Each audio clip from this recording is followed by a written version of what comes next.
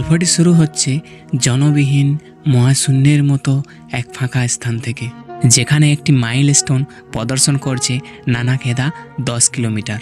তার ঠিক সামনেই একটি ছেলে একটা কেটলি, কতকগুলো কাঁচের গ্লাস, চা, চিনি, চায়ের ছাঁকুনি, সামনে তার বাবার ছবি আর একটি গণেশ ঠাকুরের মূর্তি বসিয়ে একটা ঝুপড়ির মধ্যে তার চায়ের দোকান শুরু করে। তারপর সে পথের দিকে তাকিয়ে আছে যে কখন তার দোকানে খদ্দের আসবে। কখনো দাঁড়িয়ে, কখনো বসে, এক দৃষ্টিতে সে পথের দিকে তাকিয়ে রয়েছে কখন তার দোকানে খদ্দের আসবে এবং তাকে বলবে যে ছোটু, আমার জন্য এক কাপ চা লাগা। দিন গড়িয়ে যাচ্ছিল, অনেক গাড়ি পেরিয়ে যাচ্ছিল, কিন্তু একটাও গাড়ি তার দোকানের সামনে আর দাঁড়ালো না। আর এরকম দেখতে দেখতে সন্ধ্যা নেমে এলো। পরের দিন সকাল থেকে আবার সেই একই আশা নিয়ে পথের দিকে চেয়ে দাঁড়িয়ে থাকলো যে কোনো গাড়ি এসে দাঁড়াবে তার দোকানের সামনে এবং বলবে, ছোটু, আমার জন্য এক গ্লাস চা করে দে তো দেখি। হঠাৎ করে সেই মুহূর্তে তার দোকান থেকে একটু এগিয়ে একটা গাড়ি দাঁড়ায়। ছেলেটি দেখে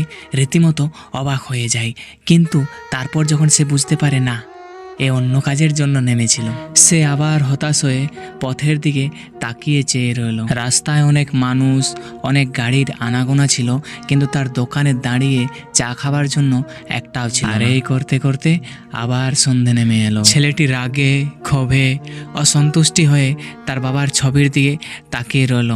সেই দিন রাত্রিবেলাতেই মাইলস্টোনের উপরে লিখে থাকা 10 কিলোমিটারের জিরোটি কেটে দেয় দুজন নেশাগ্রস্ত ব্যক্তি, যেখানে এরপর মাইলস্টোনটি শো করছে নানাখেদা 1 কিলোমিটার। পরের দিন সকালে সে হাত মুখ ধোয়ার সাথে সাথে পথের দিকে তাকাতে থাকে এবং সে মনে মনে ভাবতে থাকে, আজকেও যদি কেউ না আসে চা খেতে তার দোকানে। কিন্তু আজ ঘটল একটু অন্যরকম। মাইলস্টোনের দূরত্ব না বুঝতে পারায় একটি গাড়ি তার দোকানের সামনে দাঁড়ায় এবং জিজ্ঞেস করে যে নানাখেদা কত দূর এখান থেকে। তারপর সেই গাড়িওয়ালা অমনি বলে উঠল, ছোটু, এক কাপ চা খাওয়াতে পারবি? তখনই ছোট এক মুহূর্তের মধ্যে যত্ন সহকারে এক কাপ চা ওই গাড়িওয়ালার জন্য বানিয়ে দিল। তারপর সেই গাড়িওয়ালা চায়ের দাম মিটিয়ে চলে গেল। ছেলেটি খদ্দের পাওয়ার পরেই একবার তার বাবার ফটোর দিকে তাকালো এবং আরেকবার গণেশ ঠাকুরের মূর্তির দিকে তাকালো। তার কিছুক্ষণের মধ্যেই আরেকটি খদ্দের চলে এলো। এই ব্যক্তিও চা খেতে খেতে নানাখেদার দূরত্ব ছেলেটির কাছ থেকে জানতে চেয়েছিল। তারপর দেখতে দেখতে আরেকজন চলে এলো খদ্দের।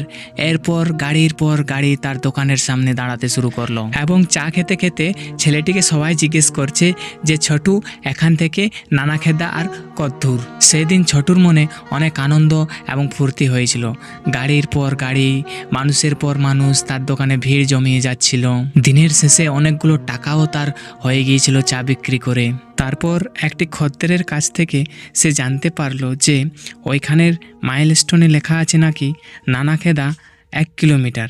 ছেলেটি বলল, না, হতেই পারে না, এখান থেকে প্রায় 8-10 কিলোমিটার হবে। তারপর সেই ব্যক্তিটি চায়ের দাম মিটিয়ে চলে গেল তার দোকান থেকে। তারপর ছেলেটি ওই মাইলস্টোনটির দিকে তাকালো এবং দৌড়তে দৌড়তে মাইলস্টোনটির কাছে চলে গেল। তারপর সে মাইলস্টোনের কাছে পৌঁছে দেখে যে মাইলস্টোনের 10-এর শূন্যকে কেউ ঘুষে দিয়েছে, যার কারণে মানুষজন এখান থেকে নানাখেদা আর 1 কিলোমিটার বুঝতে পারছে। তারপর সে দৌড়ে চলে গেল তার দোকানের দিকে এবং সে দোকানে গিয়ে তড়িহড়ি করে কতকগুলো ধূপকাঠি খুঁজে বের করলো এবং আবার সে দৌড়ে গিয়ে মাইলস্টোনটির কাছে সেই ধূপগুলো জ্বালিয়ে দিল এবং জ্বালিয়ে দিয়ে প্রণাম করলো, কারণ তার ভগবান ছিল এই মাইলস্টোনটি। কারণ এই মাইলস্টোনটির জন্যই দোকানে খদ্দের আসতেছিল। এই মাইলস্টোনে শূন্য না থাকায় তার শূন্য পকেটে আজ টাকা জমা। তাহলে এখান থেকে আমরা বুঝতে পারলাম মানুষের যাত্রাটা শূন্য থেকেই শুরু হয় আর সফলতাটাও ঠিক ওই শূন্য থেকেই আসে।